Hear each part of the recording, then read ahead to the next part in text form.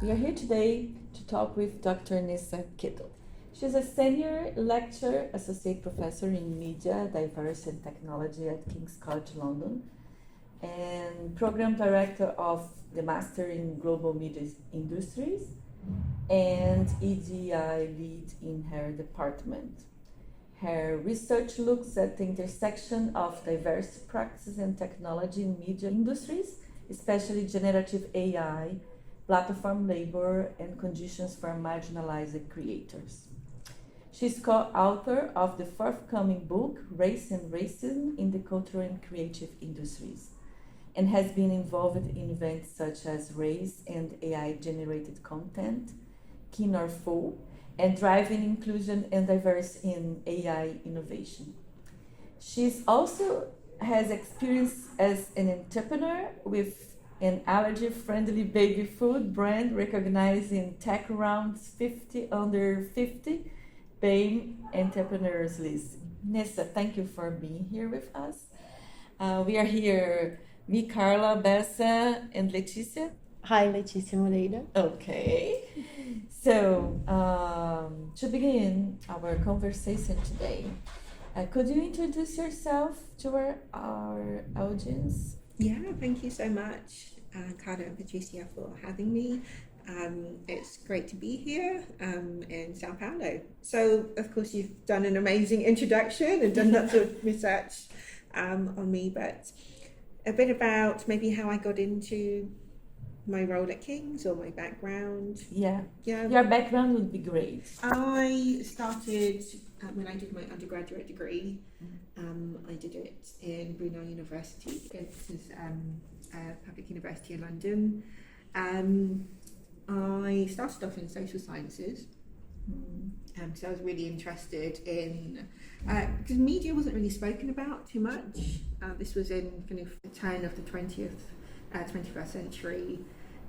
Of course, digital wasn't really spoken about as much, and even if it wasn't necessarily in degree programs. But around the 2010s, I started getting a bit more interested in how the rise of social media and Google search engines, etc., was having an impact on job roles. So I did my undergraduate degree. I actually didn't want to work in academia at all. It was my undergraduate supervisor who encouraged me to, and she's been an ongoing mentor for me throughout my career. She's great. Professor Monica Deegan, who's just great and amazing. So I started off working in advertising. I worked in advertising agencies. I worked in public relations. I worked for lots of big brands such as Adidas, Disney, Nike, lots of major brands. But I was always interested in researching what was happening to people, how people were making sense of the work that they do within organisations, particularly those from marginalised backgrounds, particularly because of my own experiences, kind of discriminative experiences within those organisations. So my supervisor encouraged me to do a PhD, so I commenced a part-time PhD whilst I was still working. And I've just gone on a journey working in private universities in the UK, public universities, and had lots of great experiences, but also some very bad experiences as well as a black woman. So it always comes through in my work, and I've always wanted to support and mentor those throughout my career journey. So coming to King's in 2023, so it's only been 2 years. Lots has happened since I've joined there. Of course, it's a Russell Group university, so it does have quite a lot of conventional ways about it. So kind of breaking into the EDI space has been quite challenging. There's lots of great work that's happening at King's, particularly we have the Race Equality Network. We have Proud at King's, which supports LGBTQIA+ students and staff. So there is lots of great work being done at King's, and I hope that I'm partly contributing to that. But there is still a lot of work to be done as well. Okay, thank you. It's such a path. It's a journey, and we thank your supervisor. Yeah, she's because amazing. you were almost inside the market and Mhm. and to bring you back to academy, to the path of research Yes. was such a challenge. Yeah, it definitely was, and I almost, like a lot of PhD students, I always gave up a lot of times if she wasn't my initial supervisor. She was my undergraduate supervisor, but because our topic areas didn't align, I had other supervisors, but we didn't. Not that we didn't get along, but we didn't we didn't have a good understanding of my topic. We didn't agree on my topic area, and I ended up going back to her because she understood what I was trying to do with my research. My research in race and diversity was important within media.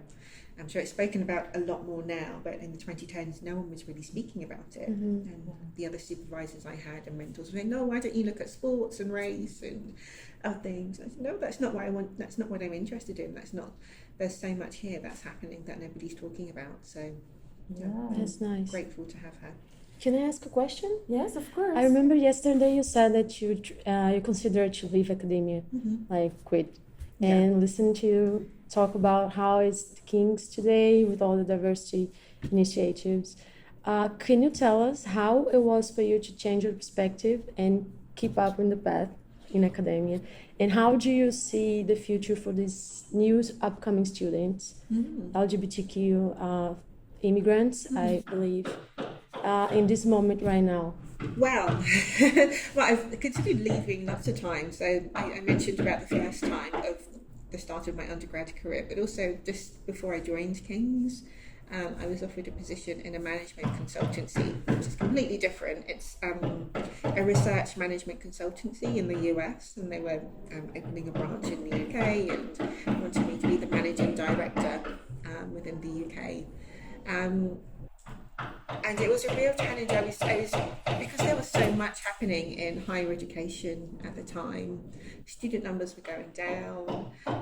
EDI was under attack, and I was thinking, what I do next in my career will really help to shape me. But I wanted to do something meaningful. And it might sound strange, but I felt quite selfish going to work in a management consultancy. The money was a lot better. Something that I love about my job is helping the next generations, having an impact on the institution, on more junior colleagues. So there was lots more that was attracting me as opposed to the money of working in a management consultancy. As for the future, I'm quite hopeful. And I say that because in the UK, although we don't necessarily work towards quotas, there is a lot of encouragement for more people from marginalised and underrepresented backgrounds to work in higher education. So whereas it's not necessarily positive action, but there is a lot of encouragement, and slowly you are seeing more people of colour, more people from gender diverse backgrounds, more people with disabilities in the academy. So slowly we're seeing them more in senior positions, and it's just nice to see the small changes that are happening, which again, it's not transformative change at the moment, but we are seeing gradual changes, even in Russell groups, the more prestige universities in the UK. That's great. Yeah. Your recent work looks at race, media, and AI-generated content. Could you explain in simple terms what questions guide your research right now? So I'm really interested in the way that race has gone, and racial discrimination and racism has gone from an offline problem, so things that people experience in real life, in the workplace. Of course, my work has traditionally always been about workers in media organisations, and how that is quite literally transcended online. So what I'm writing a book proposal at the moment, which is all about race, technology and promotional work, and looking at the time span of how race within organisations has an impact on people in work, with the rise of social media, how that has transcended into people in community. Oh my God, sorry about that. No, it's okay. Are there specific examples of AI-generated content that show clearly the risks for Black people and other racialized groups? You told us yesterday in your conference.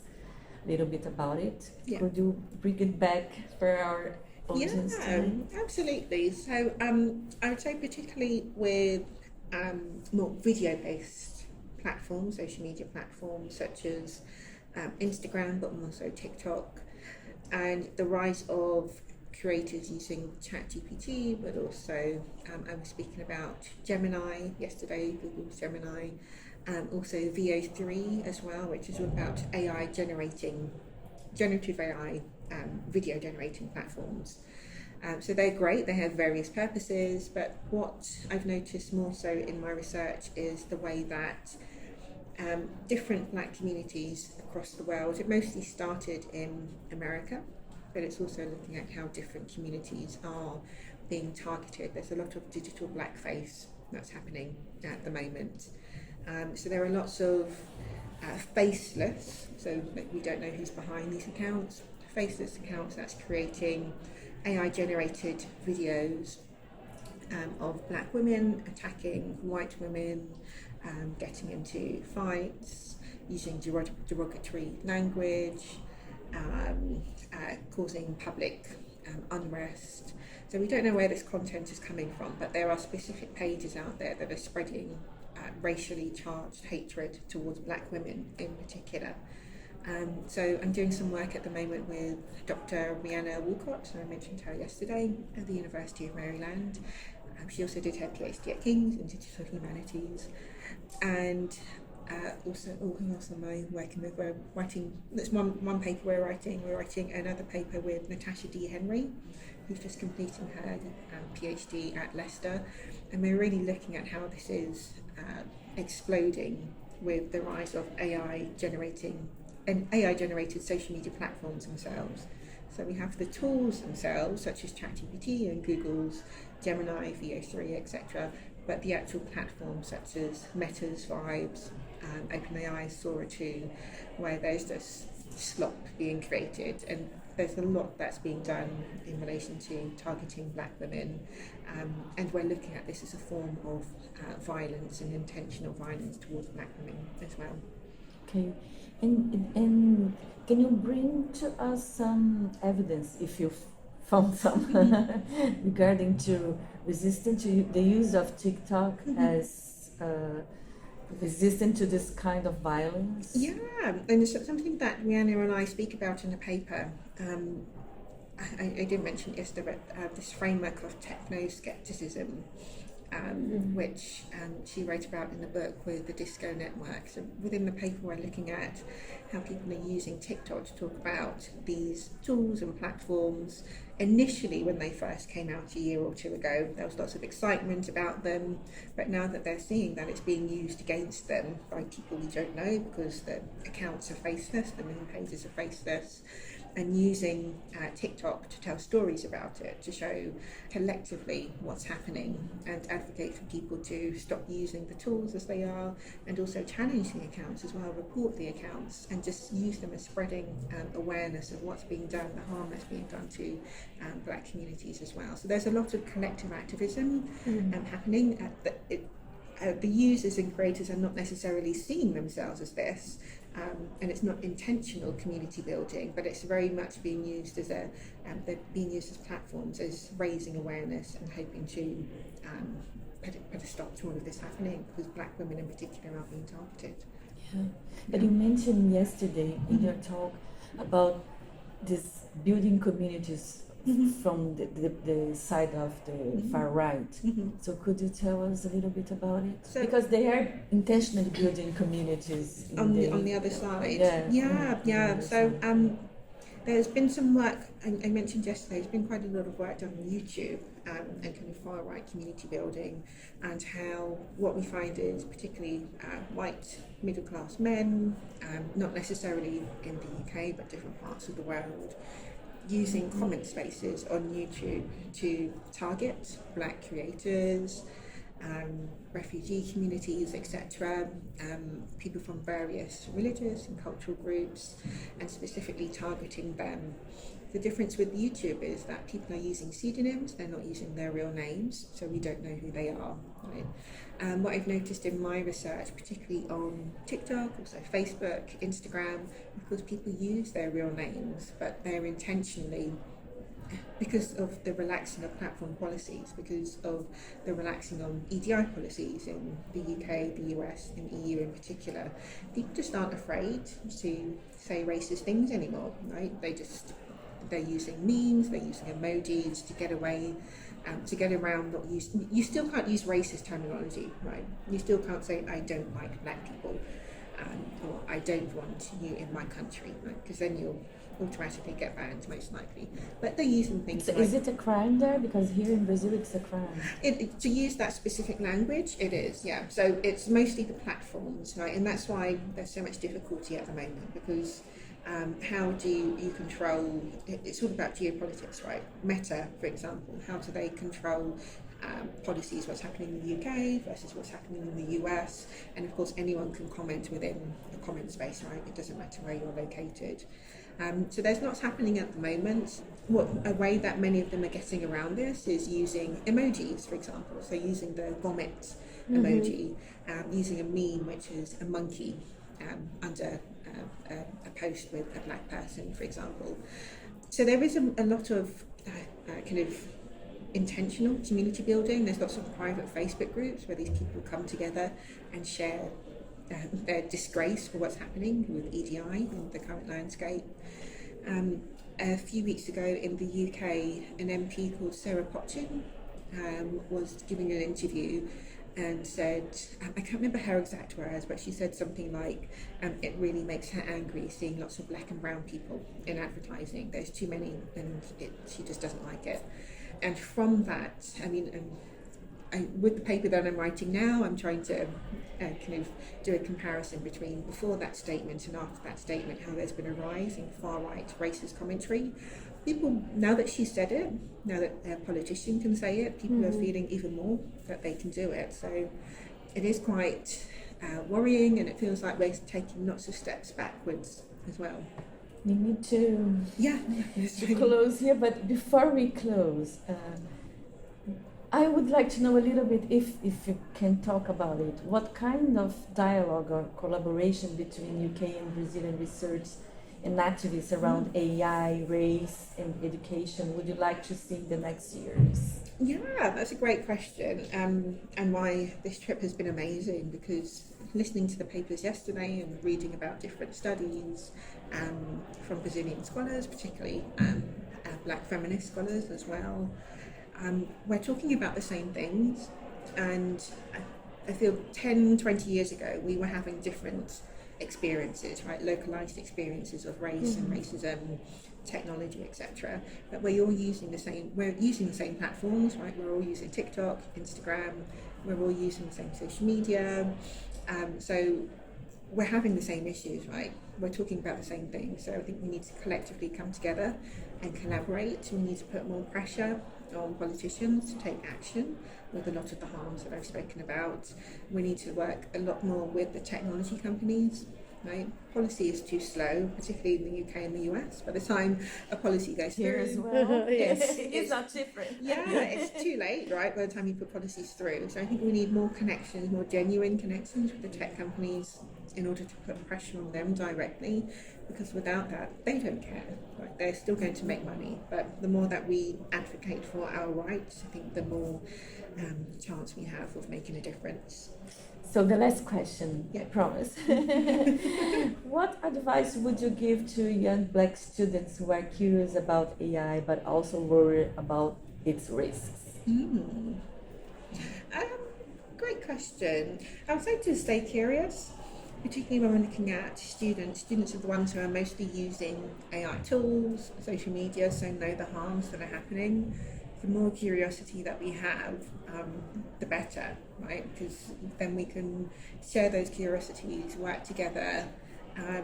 There are a lot of opportunities to share thoughts as well, to collaborate. I mean, I'm always open to collaborating. I know there are lots of initiatives happening around the world. Now that AI is being seen less as a technical problem and more as a societal problem, there are more opportunities to discuss them openly. So stay curious and keep at it. That's nice. Could you tell us a little bit more about the book that is upcoming next year? Sure. So it's been a long time coming. So we first signed the book contract in 2019, so 6 years ago. Before pandemic, before all of everything happened. Before the pandemic, before George Floyd's unfortunate murder, before Black Lives Matter. So the remit that we had in the book has just kept changing. The pandemic happened, I had a baby, I was on maternity leave, my co-author also had some personal issues, so it's been great because it's now showing a journey of what's happened with race and racism within these industries over the past 6 years. So I'm really excited. It's looking at film, television, traditional arts, advertising, marketing, and really bringing together those synergies as to what's happening with the EDI landscape. So I'm really excited for it to finally come out. Thank you. So thank you so much for coming here all the way from London to Brazil. Yeah, it's my pleasure. Thank you for having me. I hope this is the first of many visits and collaborations. Hopefully see you in London sometime as well. Okay, thank you.